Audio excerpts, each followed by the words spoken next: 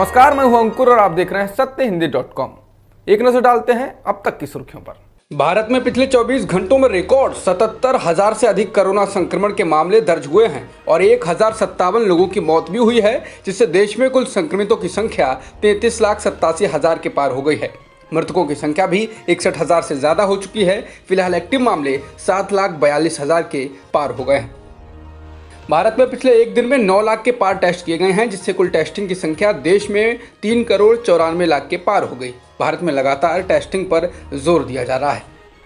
Britain में गुरुवार को प्रकाशित एक रिसर्च स्टडी के अनुसार बच्चों में कोरोना वायरस का गंभीर संक्रमण दुर्लभ है, जबकि कोरोना से उनकी मौत और भी दुर्लभ है। स्टडी के अनुसार अस्पतालों में भर्ती कराए गए बच्चों में केवल 6 की मौत हुई। कुल आंकड़े के हिसाब से ये उसका मात्र 1% है। जिन बच्चों की मौत कोरोना के कारण हुई वो पहले से ही किसी न किसी अन्य गंभीर बीमारी या स्वास्थ्य समस्या से जूझ रहे थे। रिसर्च टीम का नेतृत्व कर रहे डॉक्टरों में से एक प्रोफेसर मैलकॉम सैम्पले का कहना है कि निश्चित तौर पर हम कह सकते हैं कि बच्चों को कोरोना बड़ी हानि नहीं पहुंचा रहा है। बिहार के किशनगंज में ऑल इंडिया मजलिस-ए-इत्तेहादुल मुस्लिमीन यानी AIMIM के 200 नेताओं और कार्यकर्ताओं के खिलाफ FIR दर्ज की गई है। समाचार एजेंसी PTI के अनुसार लॉकडाउन के नियमों का उल्लंघन करते हुए किशनगंज में पार्टी के दफ्तर के पास एक बैठक का आयोजन किया गया था, जिसके बाद FIR दर्ज कराई गई है। महाराष्ट्र में पिछले एक दिन में 14,718 नए मामले सामने आए हैं और 355 लोगों की जान गई है, जिसके बाद राज्य में कुल संक्रमितों का आंकड़ा 7,33,000 के पार हो गया है और मृतकों की संख्या भी 23,000 से ज्यादा हो चुकी है। फिलहाल एक्टिव मामले 1,78,000 से ज्यादा हैं। तमिलनाडु में पिछले एक दिन में लगभग 6,000 नए कोरोना संक्रमण के मामले दर्ज किए गए हैं और 109 लोगों की मौत भी हुई है, जिससे राज्य में कुल संक्रमितों का आंकड़ा 4 लाख के पार हो गया है और जिनमें से एक्टिव मामले 52,000 से अधिक हैं। वहीं मृतकों की संख्या भी लगभग 7,000 हो चुकी है।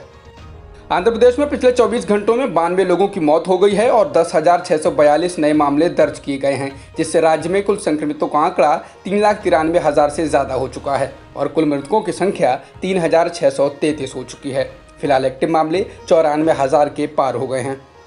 कर्नाटक में पिछले एक दिन में 9,386 नए मामले दर्ज किए गए और 141 लोगों की मौत भी हुई है, जिसके साथ ही राज्य में कुल संक्रमितों का आंकड़ा 3,09,000 के पार हो गया, जिनमें से लगभग 85,000 एक्टिव मामले हैं और मृतकों की संख्या भी 5,232 हो चुकी है।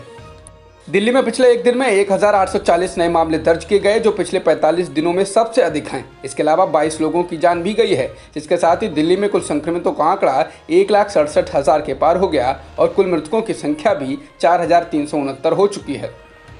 केरल में पिछले एक दिन में 2,406 नए मामले सामने आए हैं और साथ ही 10 लोगों की मौत भी हुई है। इसके साथ ही राज्य में कुल एक्टिव मामले 22,673 हो चुके हैं। जॉन्स हॉपकिंस यूनिवर्सिटी के मुताबिक दुनिया में कोरोना संक्रमितों का आंकड़ा 2,43,00,000 से ज्यादा हो गया है और मृतकों की संख्या भी 8,30,000 के पार हो गई है। फिलहाल 1,70,00,000 से अधिक लोग ठीक होकर घर भी जा चुके हैं। जॉन्स हॉपकिंस यूनिवर्सिटी के अनुसार अमेरिका में कोरोना संक्रमितों की संख्या 58,66,000 के पार हो गई है और मृतकों की संख्या भी 1,80,000 से ज्यादा हो चुकी है। वहीं ब्राजील में भी संक्रमितों का आंकड़ा 37,61,000 के पार हो गया और कोरोना से मरने वालों की संख्या भी 1,18,000 से ज़्यादा हो चुकी है। अब तक की खबरों में इतना ही। बाकी खबरों के लिए बने रहिए सत्यहिंदी.com के साथ।